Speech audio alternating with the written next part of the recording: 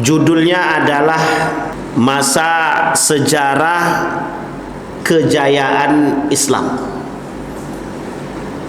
Emang Islam pernah jaya? Nah, itu bahasa pertanyaannya. Sejarah Kejayaan Islam.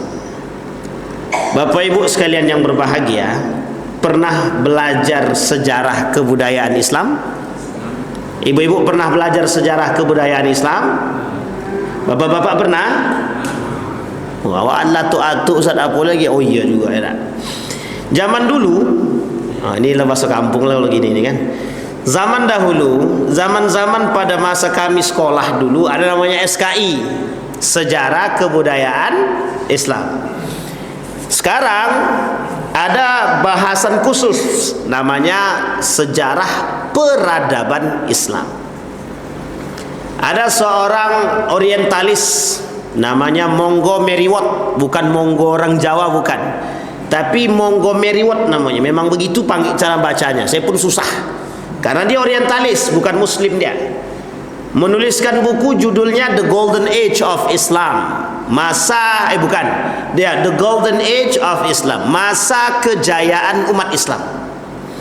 Kalau Dr. Majid Ihsan Al-Kilani menuliskan dalam bukunya, judulnya sederhana saja, Misteri Masa Kelam Islam dan Kemenangan Perang Salib. Nah, ini pada masa dahulu. Tapi Raghib As-Sirjani dalam kitabnya tentang sejarah itu justru mengatakan Islam itu punya masa periode kejayaan. Nah, masa kejayaan Islam ini tak terlepas daripada masa yang kita sebut hari ini dengan masa keemasan. Apa namanya? Masa keemasan. Maka disebutlah dalam para pengkaji sejarah itu golden. Golden itu artinya emas. Age, masa, umur. Makanya disebut dengan the golden age of Islam. Tapi ada tapinya, orientalis, orang-orang barat menamakannya bukan masa kejayaan, bukan masa keemasan. Bagi orang barat, mereka menamakan masa kegelapan. Apa namanya? Masa kegelapan. Nah, di sini disampaikan, makanya Dr. Majid Ihsan Al-Kilani ini menuliskan masa kelam, misteri masa kelam Islam. Oh, Islam punya masa kelam. Ya, sebenarnya masa kelamnya itu kalau dalam bukunya Majid Ihsan Al-Kilani dia khusus, pembahasannya khusus. Tapi sekarang kita akan membahas tentang secara global, periode saja, per periode. Karena kajian ini tak bisa selesai dalam satu waktu, tak bisa. Karena dia per periode. Sekarang kita bicara dulu dalam konteks ini, sejarah peradaban Islam. Kita ambil masa kejayaan Islam. Di masa kejayaan, kita bicara pada masa kejayaan. Sebelum Islam datang, itu masanya kan jahiliyah. Jahiliyah masa ini sampai sebelum atau pada masa Ibrahim dan Ismail. Kita beranjak sedikit dulu, 500 tahun sebelumnya ada namanya Isa alaihissalam. Dari sisi sebelah kanan, Nabi terakhir dari Ishak. Jadi jalur Ishak itu, Ibrahim punya dua anak Nabi, Ismail, Ishak. Ishak punya jalur ke bawah, Nabi terakhir namanya Isa alaihissalam. Siapa namanya? Isa. Dari Ismail tidak ada Nabi. Nabi terakhir justru setelah 5.000 tahun, sekitar 5.000 tahun dari Nabi Ibrahim sampai terakhir, barulah muncul seorang Nabi bernama Muhammad. Siapa namanya? Muhammad. Yang dapat ilham adalah Abdul Muthalib, kakeknya, untuk memberikan nama secara langsung. Dan dia dapatkan dari ilham mimpinya untuk memberikan nama khusus kepada seorang anak yang kelak diberi nama Muhammad, yang berasal dari darah daging anaknya sendiri yang bernama Abdullah. Ciri-cirinya, karakter-karakternya ini turun-temurun, mulai dari kakeknya Abdi Manaf, kemudian turun kepada Hisham, turun lagi kepada Abdul Muthalib, kepada Abdul Muthalib, dan satu keluarga. Kemudian turun lagi ke bawah, Abdullah turun ke Nabi Muhammad sallallahu alaihi wasallam.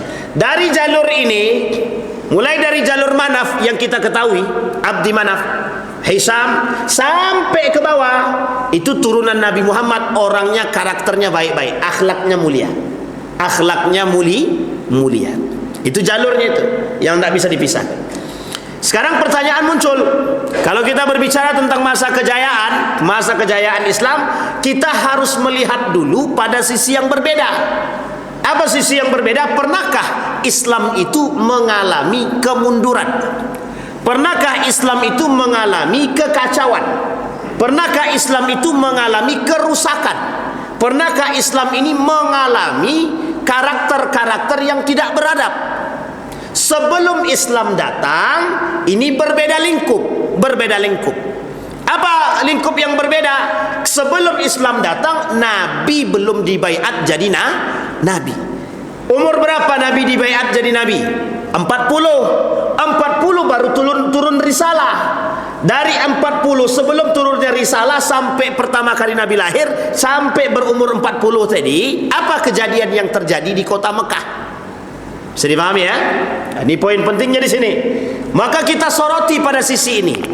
Apa yang kita soroti? Kelakuan masyarakat Mekah ketika itu. Kita tak bicara Madinah, karena Nabi lahirnya di Mekah. Kita tidak bicara yang lain, Riyadh, Jeddah, tidak. Kita bicaranya Mekah. Apa kita bicara? Mekah. Ketika kita berbicara Mekah, maka kita akan melihat setidaknya ada 3 agama yang cukup besar ketika itu. Yahudi, Nasrani, dan terakhir paganisme. Paganisme. Paganisme ini siapa? Bagaimana? Seperti apa bentuknya? Yahudi, tahu kita dengan cara pandang mereka, yang ketika itu Yahudi sudah berubah menjadi agama. Dari kelompok menjadi agama, komunitas menjadi agama.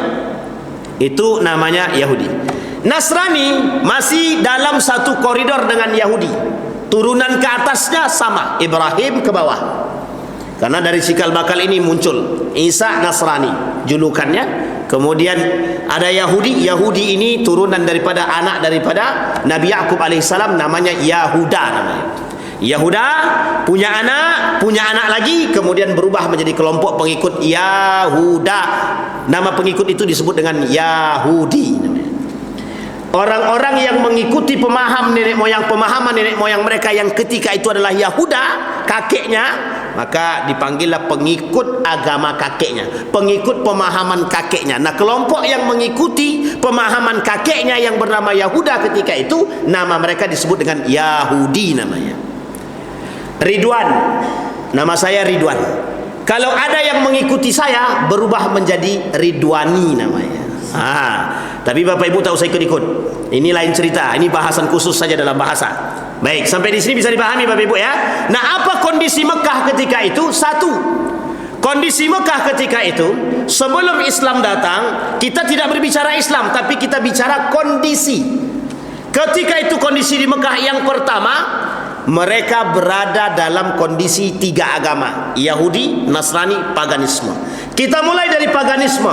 Paganisme ini mereka menyembah patung-patung dan berhala-berhala. Dalam sejarah, berhala pertama kali yang dibawa oleh seorang pemuda bernama Amr ibn Luhai dari Syam menuju Makkah, nama patungnya adalah, nama berhalanya adalah Hubal. Siapa namanya Pak Ibu? Hubal. Jadi Amr ibn Luhai ini, kata Nabi dalam hadisnya, aku melihat seorang pemuda yang merasakan panasnya neraka, kata Nabi. Pemuda itu bernama Amr ibn Luhai. Ditanya oleh para sahabat, kenapa dia masuk neraka? Karena dia membawa patung berhala pertama kali ke lingkaran Ka'bah di Mekah. Jadi Ka'bah itu dibawa dari Syam itu, dibawanya berhala itu, dipasang di sebelah kanan daripada Ka'bah itu. Maka semenjak saat itu Amr ibn Luhai membuat berbagai macam mantra, mantra-mantra yang dibuat, yang dipelajari oleh Amr ibn Luhai untuk menghadirkan setan-setan yang dimasukkan ke dalam berhala tersebut. Maka setiap permintaan Amr ibn Luhai dijawab, setiap doanya di depan berhala tersebut dijawab. Maka karena bermain dengan setan-setan. Nah, jadi kalau ada orang sekarang yang suka main dukun-dukunan, itu sama itu.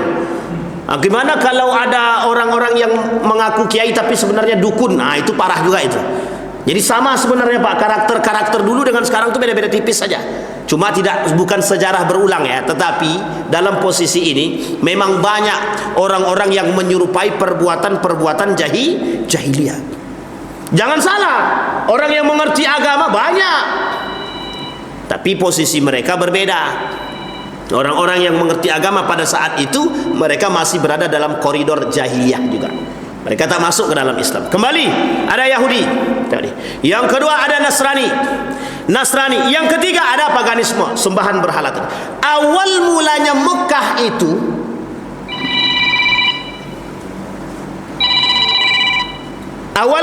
Mekah itu, menyembah berhala dibawa oleh Amr ibn Luhai ke tempat Mekah tersebut. Semenjak saat itu Amr ibn Luhai menyembah berhala Hubal tadi. Setelah berhala Hubal ini disembah, dibuat mantra-mantra, mulai ada yang berdatangan mencoba mengikuti cara pandang yang dilakukan oleh Amr ibn Luhai. Amr ibn Luhai mulai menghasut masyarakat untuk mengikuti. Satu demi satu mulai mengikuti. Kemudian Amr ibn Luhai berangkat lagi ke Syam, dia bawa lagi datang berhala baru, namanya Latta wal Uzza wal Manat. Ada 3, Latta wal Uzza wal Manat. Pernah dengar nama Latta wal Uzza? Nah, orang Arab itu dulu pada masa sebelum datangnya Islam itu, mereka begitu dia. Demi Latta dan Uzza, kata dia.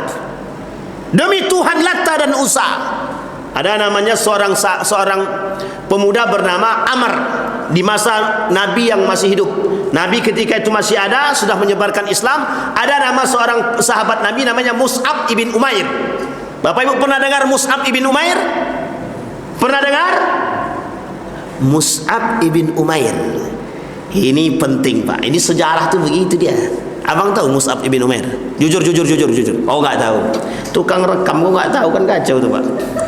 Nah, ini pentingnya kalau ibu-ibu tahu Mus'ab ibn Umair? Belum tahu? Rufaidah, Zainab. Ibu-ibu tahu Zainab? Hindun. Nah, kalau itu tak tahu kacau tuh. Baik, sekarang kita kembali. Mus'ab ibn Umair ini sahabat Nabi yang mempelajari Islam dari Nabi. Ketika Mus'ab ibn Umair ini menyebarkan dalam halaqah-halaqahnya tentang agama, dia ajarkan masyarakat dengan ajaran-ajaran agama melalui lisannya yang hafal dengan Al-Quran. Datanglah anak daripada Amr. Ada seorang pemuda namanya Amr. Amr ini kebetulan dia agamanya paganisme. Patung berhala yang dia sembah adalah namanya Manat namanya. Namanya siapa? Manat. Jadi Manat ini, patung-patung Manat ini banyak dibuat oleh orang-orang Arab ketika itu, orang-orang Mekah itu dibawa ke dalam rumah mereka. Tahu Bapak Ibu alasannya apa? Mendatangkan keberuntungan. Nah, sekarang saya kaji. Ini tapi kan tak pakai ini. Bapak Ibu lihat ya, ada orang yang menggunakan simbol-simbol keberuntungan. Ini yang khusus umat muslim ya, haram nih yang melakukan begitu. Tahu muslim-muslim ya, kan ada tetangga-tetangga kita kadang yang mereka bermata sipit ya, jualan, mereka ada namanya keberuntungan begini, tahu? Nah, ini kalau muslim yang ikut bahaya itu. Muslim kalau ada yang ikut bahaya. Kenapa? Dia sudah muslim tapi dia menggunakan yang begini juga, berarti itu akidahnya rusak. Akidahnya rusak. Kalau orang lain di luar agama kita, itu kita tidak komen. Kenapa? Karena itu kepercayaan mereka. Tapi kalau umat muslim yang mempercayai demikian sebagai bentuk keberuntungan, termasuk jimat, termasuk tiara. Tiara itu apa? Tatoyur. Tatoyur itu begini. Ada namanya istilah hari keberuntungan. Bapak Ibu pernah dengar tanggal 13? Tanggal sial? Ini kalau percaya rusak akidahnya itu. Jadi kalau ada yang percaya, anakmu nikah kapan bro? Anakku nikah di bulan Muharram, oh itu bulan sial itu, jangan nikah-nikah. Kalau ada yang begitu beda tipis tuh, beda tipis dengan yang tadi di masanya siapa namanya tadi, masanya Amr tadi. Itu jahiliyah itu. Bulan Muharram itu tidak boleh nikah, banyak kejadian. Apa kejadian? Kecelakaan dan lain sebagainya. Satu ketika ada seorang yang nikah di bulan Muharram. Ini karena ada yang percaya, Pak. Ini karena ada yang percaya. Nikahlah, Pak. Apa kata tetangganya? Jangan nikah di bulan Muharram, itu bulan sial. Nanti banyak terjadi kekacauan, banyak yang merusak. Singkat cerita, nikahlah, masih tetap di bulan Muharram. Tahun pertama tak ada masalah. Tahun kedua tak ada masalah. Tahun ketiga tak ada masalah, Pak. Sampai tahun ke-10 barulah ada goncangan rumah tangga mereka, Pak. Terjadilah gesekan rumah tangga. Artinya hampir bercerai, tapi tak jadi cerai, hampir bercerai. Apa kata masyarakat sekitar? Inilah nih gara-gara menikah di bulan Muharram nih, kata dia gitu. Sementara yang nikah 1 tahun udah cerai, ndak dibilangnya sial itu. Pernah bisa dipahami, Pak? Jadi ndak ada kaitannya dengan hal begini. Cuma ada cumanya, ada cumanya. Dulu mitologi orang-orang yang kemudian memunculkan mitos-mitos tersebut. Nah, disinilah, Pak, bahasa lebih tepatnya cocokologi dengan keadaan. Kebetulan di bulan Muharram pada masa dahulu banyak kejadian. Tapi kemudian dipahamilah oleh masyarakat bahwa ketika itu bulan sial. Nggak ada bulan sial, Pak. Kalau bulan sial kalau memang ada bulan sial, buat apa Allah kasih? Masa Allah mau ngasih kesialan? Kan nggak mungkin. Tanggal 13. Berarti kalau tanggal 13 sial, potong tanggalnya langsung saja. 12 langsung 14, nggak perlu 13. Nanti dikira orang kita nggak bisa ngitung. 12 langsung ke 13, langsung ke 14. Loh, 13-nya mana? Itu kamar sial, kata. Makanya banyak hotel-hotel yang kamar 13-nya nggak ada. Hotel-hotel banyak nggak ada kamar nomor 13. Nah, coba bayangkan. Nah, ini persoalan kesialan dan lain sebagainya. Bapak Ibu sekalian yang berbahagia, hal seperti ini itu sudah pernah terjadi pada masa dahulu, pada masa sebelum Islam itu datang. Bahkan di masa Islam datang sudah ada. Ketika Islam ini datang dibawa oleh baginda Nabi, ini kan Islam ditolak. Kenapa Islam ditolak? Merubah pola pikir masyarakat ketika itu. Apa masyarakat yang dirubah ketika itu? Yahudi, Nasrani, lawannya paganisme. Dan yang paling besar ketika itu bukan Yahudi dan Nasrani. Nah, Yahudi dan Nasrani hanya sekelompok kecil ketika itu. Yang paling besar ini paganis. Makanya berhala-berhala di sekitar Ka'bah itu banyak, Pak. Ada Manat, ada Lata wal Uzza, di Taif ada, di Madinah ada, dipasang di mana-mana, Pak. Pengikut daripada Amr ibn Luhai ini banyak. Nah, ini pula orang pertama yang bawa berhala ke Ka'bah, itu merusak memang. Nah, kondisi inilah yang membuat kemudian Nabi Muhammad SAW dibaiat menjadi nabi dengan ayat pertama yang turun adalah Iqra. Apa ayat pertamanya? Iqra. Suratnya astagfirullah. Suratnya Al-Alaq ayat 1 sampai 5. Kalau bicara ayat, maka surat Al-Alaq ayat 1 sampai 5. Itu yang pertama kali turun. Kalau bicara surat, artinya ayatnya turun secara keseluruhan. Suratnya Muzammil namanya, atau Al-Mudaththir. Bisa dipahami? Ya ayyuhal mudaththir, qum fa'anzir. Ya ayyuhal muzammil, qumil laila illa qalila. Nah, ini ayat surat ini dalam perdebatan para ulama di antara dua surat ini sebenarnya maknanya sama. Kata para ulama, surat inilah yang turun pertama sekali secara keseluruhan isinya. Jadi bukan Al-Fatihah, bukan yang lain, bukan An-Nas, tapi secara keseluruhan, secara turun pertama itu. Kenapa? Karena ketika Nabi dapat wahyu pertama, surat Al-Alaq ayat 1 sampai 5. Ayat 1 sampai 5. Berarti ayat yang lain di surat Al-Alaq itu menyusul sebagai pelengkap secara sejarah. Pertanyaannya adalah, mengapa kalimat pertama diturunkan oleh Allah itu Iqra? Nabi suruh baca, nggak bisa baca. 2 kali nggak bisa baca, 3 kali nggak bisa baca, dipeluk sama malaikat Jibril. Iqra bismi rabbikal ladzi khalaq. Kata Jibril, lo harus baca dengan menyebut nama Tuhan lo, biar aman, biar mantap. Kata orang Betawi begitu, Pak. Biar meskipun gak mirip-mirip amat lah ya, tapi begitu dia. Maksudnya apa? Iqra bismi Rabb, baca dengan menyebut nama Tuh. Sekarang poinnya adalah, kalau kita mengenal Allah, maka Allah akan berikan kemudahan kepada kita. Itu konteks sederhananya, cara berfikirnya. Jadi Bapak Ibu, cerdas itu harus dengan iman. Tidak bisa cerdas itu tanpa iman. Ketika itu orang jahiliyah cerdas apa tidak? Orang Quraisy ini cerdas apa tidak? Ibu-ibu, Bapak Ibu, cerdas apa tidak? Cerdas. Jualan kaya, Pak. Kalau ditanya tentang masalah jualan, kalah kita, Pak. Rihlatas syita'i was-saib. Mereka pergi, Pak, keluar. Li'ilafi Quraisy ilafihim rihlatas syita'i was-saib. Mereka selalu keluar musim panas, musim dingin, berbulan-bulan, kadang bertahun, Pak, untuk dagang. Pulang-pulang bawa harta melimpah. Jangan salah, orang Arab tuh pandai berdagang, Pak. Pandai, pintar, cerdas. Cuma ada satu perbuatan yang mereka lakukan. Setiap selesai mereka mendapatkan keuntungan yang besar dalam tijarah mereka, perdagangan mereka, perniagaan mereka, apa yang mereka lakukan? Mereka buat pesta pora di rumah mereka. Harus ada 3. 1, biduan yang diiringi dengan musik. Yang kedua, harus ada judi. Yang ketiga, yang tak kalah penting, yang paling penting, harus ada minuman keras. Makanya Bapak Ibu, dalam Al-Quran, minuman keras dengan judi ini bareng. Ayatnya turun sama. Ayatnya turunnya bersama. Pengharaman 332 ini, baik itu judi maupun khamar, pengharamannya bertahap. Tidak sekaligus.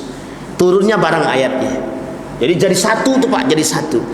Karena kebiasaan, setiap selesai potong sapi. Masih mending, Pak, potong sapi di sono ndak ada sapi, Pak, onta. Dan kalau cuma 1 ekor, 2 ekor, 3 ekor onta yang dipotong, itu masih kecil, Pak. Jadi kalau syukuran di sana, syukuran banyak harta itu, seluruh satu kampung tuh diundang, Pak. Terbayang ndak kayanya orang Arab itu? Terbayang kan? Kayanya orang Arab itu. Dikumpulkan satu kampung. Jadi diangkatlah bapak tadi pakai tandu oleh budak-budaknya tadi. Itu yang pertama, kasusnya begitu. Yang kedua, orang-orang Mekah ketika itu nasabiyah. Nasabiyah ini, mana nasab yang paling mulia? Nasab yang paling mulia tidak boleh duduk dengan nasab yang mohon maaf di bawah mereka, tidak boleh. Kasta penting. Maka bahasa gaulnya kastaisasi namanya. Nah, sekarang kok mulai muncul orang-orang sekarang, orang kaya cuma mau berkawan dengan orang kaya saja. Orang miskin dikucilkan. Berarti dia Quraisy pada masanya, atau jahiliyah pada masanya. Maksudnya apa, Ustaz? Terlambat dia jahiliyahnya itu. Harusnya telah jahiliyah pada masa dulu dia ikut, gitu kan? Kalau ada orang kaya yang enggan, mohon maaf, ada orang kaya diajak bersalam sama, mohon maaf, orang yang mengajak salam ini orang yang kurang mampu. Dia sikit aja, nanti kotor tangan aku. Kalau ada begitu, itu ya memang jahiliyah betul nih, itu namanya jahiliyah terlambat namanya. Tapi hampir kelihatan, bisa kita lihat ya, perbedaan orang jahiliyah dulu dengan sekarang itu hampir kelihatan samanya. Apa samanya?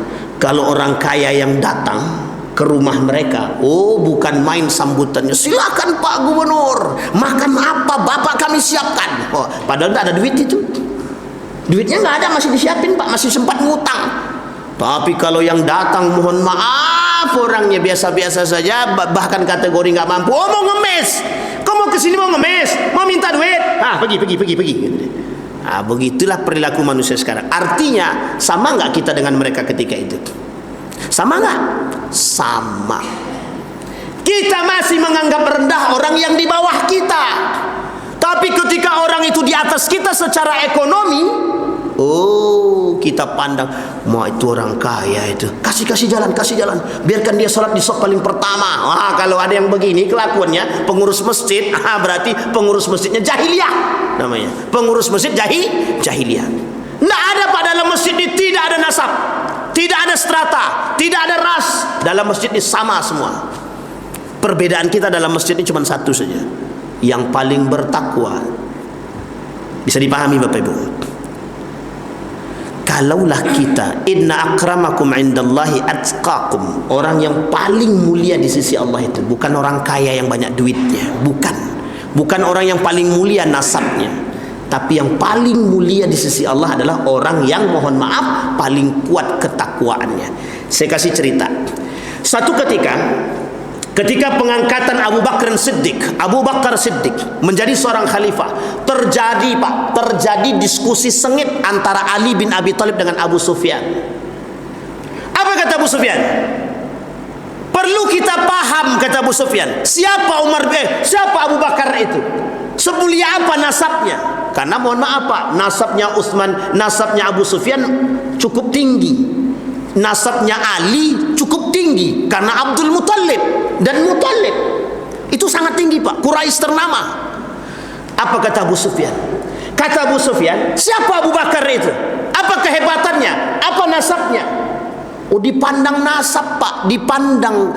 Bapak Ibu tahu nasab ya? Nasab ini garis keturunan. Dia anak siapa? Oh, dia anak Tengku A. Oh, itu anak Tengku yang itu ya. Oh, raja itu ya. Mulai Pak. Oh, itu darah biru itu. Kita darahnya apa? Hitam. Nggak ada Pak, darahnya merah semua. Sama. Cuma kita jangan menormalkan perbuatan begitu. Apa kata Ali kepada Abu Sufyan? Wahai Abu Sufyan, engkau ternyata belum hilang, masih ada benih-benih jahiliyah sebelum engkau masuk ke dalam Islam dalam dirimu, kata Ali bin Abi Thalib. Langsung disekak Pak. Dari duduk Ali bin Abi Thalib, naik pitamnya, berdiri dia, langsung dia katakan, hei Abu Sufyan, ternyata dalam dirimu masih ada benih-benih jahiliyah, katanya. Kenapa Ali katakan benih-benih jahiliyah? Karena orang jahiliyah selalu menyesuaikan strata. Bisa dipahami Bapak Ibu ya? Kasta. Kalau dia dari keluarga terhormat, tidak pantas dia duduk dengan orang yang tidak terhormat. Jadi kalau mohon maaf Bapak Ibu, kalau darah Bapak Ibu masih hitam dan pucat, tak usahlah duduk lagi. Gitu bahasa mereka. Sehingga nasab-nasab dan garis keturunan itu sangat terhina Pak. Yang mohon maaf, apalagi nasabnya tidak ditemukan. Bapak Ibu lihat ya, Bilal bin Rabbah. Bilal bin Rabbah itu Bapak Ibu, dalam pandangan orang-orang Quraisy sebelum dia masuk Islam, ya budak sampai kiamat, ya budak. Sampai mati ya budak. Yasir dianggap budak sampai kapanpun, tetap budak dalam pandangan Quraisy. Tidak mau, tidak bisa. Jadi Wahsy, apalagi Wahsy, namanya budak ya budak. Tapi dalam Islam tidak begitu. Makanya mereka menolak Islam. Kenapa? Satu ketika datang seorang pemuka Quraisy kepada baginda Nabi Muhammad SAW. Pemuka Quraisy ini duduk bersama Nabi.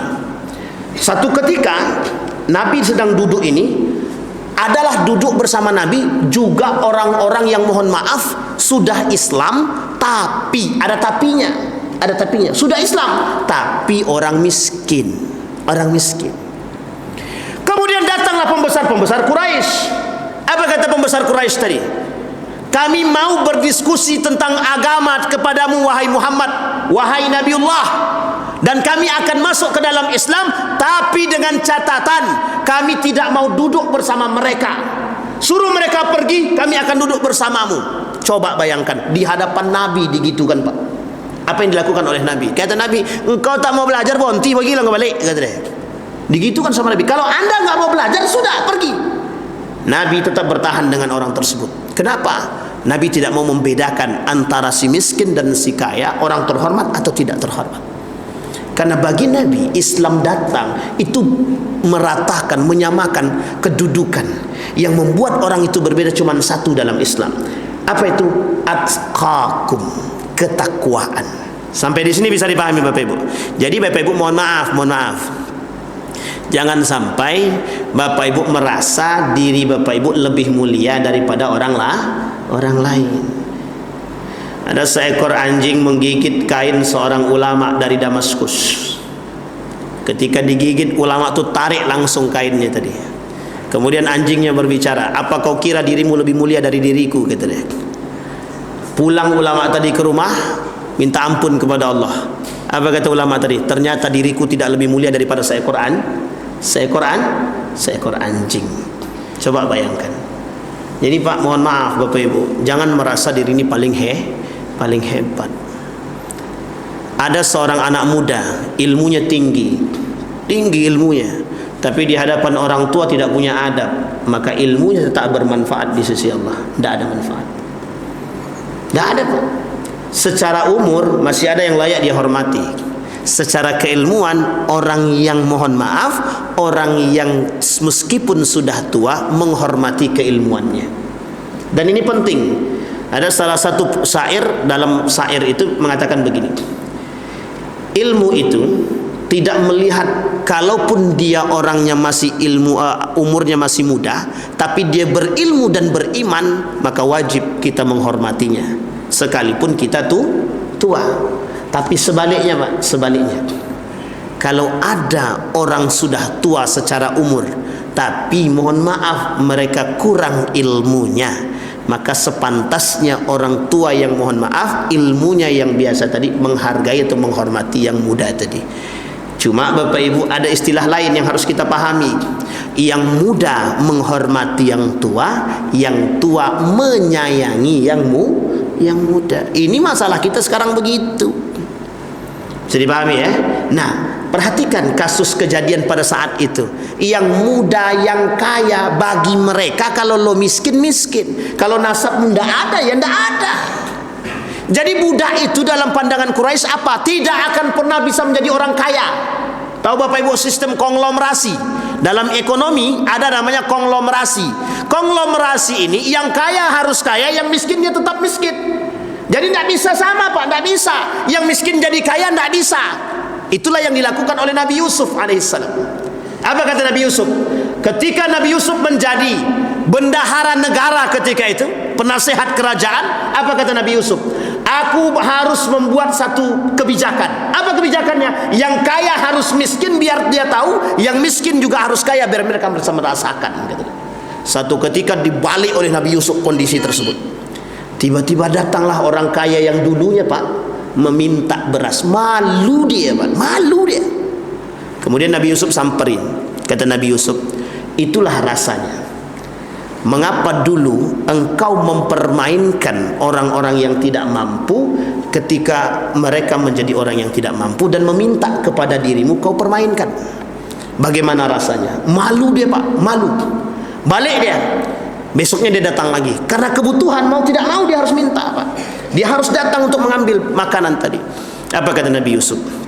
Jangan pernah malu. Kenapa? Segala sesuatu akan berbalik pada saatnya. Hari ini engkau miskin, besok engkau jadi orang kaya. Hari ini engkau jadi orang kaya, besok engkau akan merasakan kebalikannya. Tidak dirimu yang merasakan, keturunanmu yang lain yang akan merasakan. Disinilah bahasa yang kita sampaikan, regenerasi yang baik. Hasilkan generasi yang beriman, hasilkan generasi yang kuat. Kalau generasi kita lemah, yang kita generasikan kita ini lemah semua Pak. Yang kita warisi ini adalah generasi-generasi yang lemah. Dan ternyata mohon maaf, kita berasal dari keluarga yang kaya, ternyata berbalik dan generasi kita belum sanggup menerima tersebut. Apa yang terjadi kira-kira? Apa yang terjadi kira-kira? Rusak. Makanya jangan pernah memanjakan Kembali kepada poin tadi. Bisa dipahami Pak ya? Ini poin kondisi Arab ketika itu. Perjudian, minuman keras, sembahan mereka dan lain sebagainya sudah sangat jahiliyah. Muncullah sistem-sistem barter ekonomi yang tak sesuai dengan kemanusiaan. Bapak Ibu, pernah terjadi pada masa jahiliyah dulu. Yang minjam duit. Datang seorang pemuda kepada saudagar kaya. Ya, saya lupa namanya. Pokoknya dia panggil, "Bro, aku pinjam duit 10 dinar." Apa jawaban saudagar kaya tadi? "Untuk apa?" "Mau bawa istriku ke rumah sakit." "Oke, boleh, tidak ada masalah. Sini, ambil. Tolong besok kau kembalikan 20 dinar. Jangka waktu 1 pekan." Berapa persen kira-kira itu? 100% Pak. Begitulah keadaan jahiliyah pada saat itu. Makanya yang kaya semakin kaya, yang miskin semakin miskin. Coba bayangkan. Nah, inilah Bapak Ibu, kondisi inilah yang dirubah oleh baginda Nabi Muhammad sallallahu alaihi wasallam. Bapak Ibu, di tengah kekacauan, di tengah reruntuhan moral yang sebegitu dalam dan kelamnya, lahir seorang pemuda yang bernama Muhammad dengan cahaya dan mutiaranya. Jadi Nabi Muhammad ini Pak, ketika lahir itu dianggap sebagai seorang yang sangat mulia. Kenapa begitu? Berasal dari keluarga yang mulia, nasab yang mulia, seorang ayah yang jujur, yang baik moralnya, tapi tidak kaya. Abdullah tidak kaya Pak. Yang kaya itu adalah Abdul Muthalib. Yang kaya itu pamannya Abu Talib. Tapi Abdullah tidak. Abdullah tinggalnya numpang sama ayahnya. Kalau ayahnya mau pergi berdagang, baru diajak, ya Abdullah, kawankan aku. Dikawankan sama Abdullah, pergi ke Madinah. Umur 2 bulan kandungan meninggal. Apa yang ditinggalkan oleh Abdullah untuk Muhammad? 2 ekor onta saja. Jadi Abdullah itu meninggalkan 2 ekor onta untuk siapa? Nabi Muhammad. Siti Aminah dalam hamil masih berangkat berdagang, bolak-balik Mekah Madinah. Jadi jangan dikira Bapak Ibu, orang-orang terdahulu itu tidak punya perjuangan. Bahkan perjuangan mereka itu lebih berat dari apa yang kita rasakan sekarang. Kalau kita bicara kejayaan Islam, itu bicara kemanisan Islam saja. Tapi kalau kita bicara dengan, mohon maaf, perjuangan mereka tidak sebanding dengan apa yang kita lakukan hari ini, jauh sangat. Kita ini cuma tinggal menikmati manisnya Pak. Itu pun susah. Cuma diajak juang sedikit, alah jauh kali masjid tu Ustaz, makanya aku salat di rumah aja lah. Berapa jarak rumahnya Bu? Berapa menit? Kalau jalan kaki 5 menit Ustaz, jauh betul. La ilaha illallah, 5 menit. 5 menit jaraknya, itu masih mengeluh. Gimana kalau yang 1 kilo? Yang 1 kilo berapa itu kira-kira Pak? 1 kilo itu 1 kilo berapa menit kalau jalan kaki? Jalan lurus saja. Hitung. Katanya matematika. Coba bayangkan, berapa menit kira-kira itu Pak? Kalau 1 kilo ke rumah. Mana ada orang sekarang mau jalan kaki ke rumah Pak? Mau jalan kaki dari rumah ke masjid, kalau jaraknya 1 kilo, paling-paling pakai motor. Itu perjuangan ke masjid aja tidak mau dia. Uniknya lagi, mohon maaf ya, uniknya lagi, ini parah betul nih Pak. Rumahnya di samping masjid, sholatnya di rumah. Nah, itu lebih kacau lagi itu Pak. Lebih parah lagi itu. Ini mix sampai keluar. Sampai luar deh. Berarti ya nikmati aja lah. Kan begitu. Nah, ini kita tak bicara hukumnya nih, kita bicara tercelanya Pak. Sampai kata Imam Syafi'i, tercela betul orang yang sholatnya di rumah sementara masjid di samping rumahnya. Itu tercela Pak. Sangat tercela betul. Itu kata Imam Syafi'i ya, bukan saya ngomong. Jadi kalau dia mau marah, marahlah sama Imam Syafi'i itu. Marah juga sama Nabi tidak apa-apa Pak. Serius. Coba bayangkan. Nabi Pak, Nabi kan sholat ya, Nabi itu sholat. Jadi imam balik Pak. Kata Nabi selesai imam begini, balik dia. Setelah balik ditengok belakang. Kok tak ada si Fulan ibn Fulan itu? Mana ibn Fulan? Fulan ibn Fulan kata Nabi. Ditanya rumahnya jauh nggak? Dekat Nabi. Ditengok kenapa dia nggak datang? Rumahnya dekat, kenapa nggak datang ke masjid? Dicari Pak sama Nabi. Sampai ke rumahnya ternyata Fulan ibn Fulan sakit. Coba bayang Pak, itulah alasan kenapa Nabi berbalik badan setelah selesai sholat. Alasannya Nabi tahu betul sahabat-sahabat itu. Ditengok sama Nabi. Ini kita balik ke belakang bukan ngecek, tapi ngapain? Ngomentari wong. Kerjaan kita begitu Pak. Itulah pentingnya. Kenapa pentingnya sholat berjamaah? Kalau ada yang sakit kita tahu Pak. Oh si Fulan ibn Fulan kenapa dia nggak ke masjid? Oh dia kebetulan kecelakaan, datang satu kompi dari masjid ke sana mendoakan. Itu pentingnya Pak. Dan sholat di masjid ini salah satu simbol persatuan umat muslim. Jadi kalau umat muslim masih malas sholat berjamaah, mohon maaf, kita sampai kapanpun masih tetap lemah. Kenapa? Kalau soft kita masih 1 soft, 2 soft, berarti kita masih lemah, Pak. Tapi kalau sholat subuh kita ramainya sama seperti sholat Jumat, baru orang tuh kalang kabut, Pak. Ini mesti kacau nih. Kacau kata orang Yahudi. Kenapa kok kacau? Softnya saja sholat subuhnya sama kayak sholat Jumat. Itu takut, Pak. Orang Yahudi takut benar, Pak. Kenapa? Kekuatan umat muslim terlihat di situ, Pak. Makanya disebut dalam hadis dalam Al-Quran itu, la masjidu ussisa 'ala taqwa min awwali yaumin ahaqqu an taquma fihi rijalun yuhibbu ayyatatahhar wallahu yuhibbul mutahhirin. Jadi masjid itu tujuannya untuk membersihkan hati, menyatukan umat. Innama ya'muru masajidallahi man amana billahi wal yaumil akhir. Yang bisa memakmurkan masjid itu kata Allah hanya orang-orang yang hatinya beriman kepada Allah dan hari kiamat. Berarti kalau pengurus yang mencari kepentingan di masjid, kira-kira bisa enggak dia memakmurkan masjid? Enggak akan bisa. Pasti berkelahi aja kerjaannya itu. Itu dia, Pak. Jadi poin penting. Nah, kembali kepada poin kita tadi, jahiliyah pada saat itu. Jadi datanglah satu surat. Ini enggak bunyi-bunyi apa ini?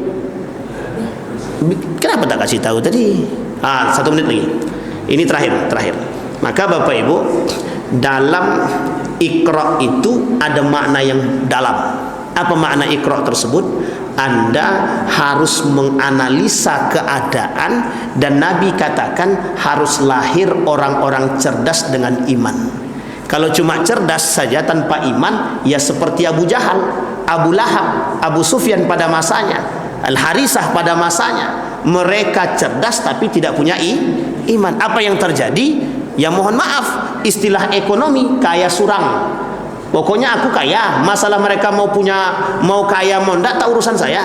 Makanya kalimat Iqra itu tidak semudah yang kita pahami. Oh, arti Iqra itu membaca, Pak Ustaz. Benar. Tapi yang dibaca itu apa? Nah, begitu cara memahaminya. Insyaallah Bapak Ibu, mudah-mudahan di pertemuan yang akan datang, jika Allah mengizinkan kita untuk bertemu, kita sampaikan lagi poin penting di antara daripada masa-masa kejayaan Islam, sampai nanti kita melihat, mudah-mudahan kita bisa melihat dan menampilkan para pejuang-pejuang muslim itu dan ilmuwan-ilmuwan muslim yang hari ini mendunia. Pertanyaan kemudian muncul, bisakah kita hari ini, generasi saat ini, menghasilkan generasi-generasi emas seperti yang diharapkan oleh negara Republik Indonesia, generasi emas 2040-2045? Sebenarnya sederhana saja jawabannya, cuma aplikasinya yang susah. Apa itu? Kalau kita mau beriman, jangankan 2040, 2035 pun kita bisa menghasilkan orang-orang yang bergenerasi yang baik, beradab, asal iman. Makanya poin pentingnya nanti kita sampaikan insyaallah, kalau Allah mengizinkan untuk kita bertemu kembali. Mudah-mudahan ada manfaat. Fa'tabiru ya ulil absar la'allakum tuflihun. Assalamualaikum warahmatullahi wabarakatuh.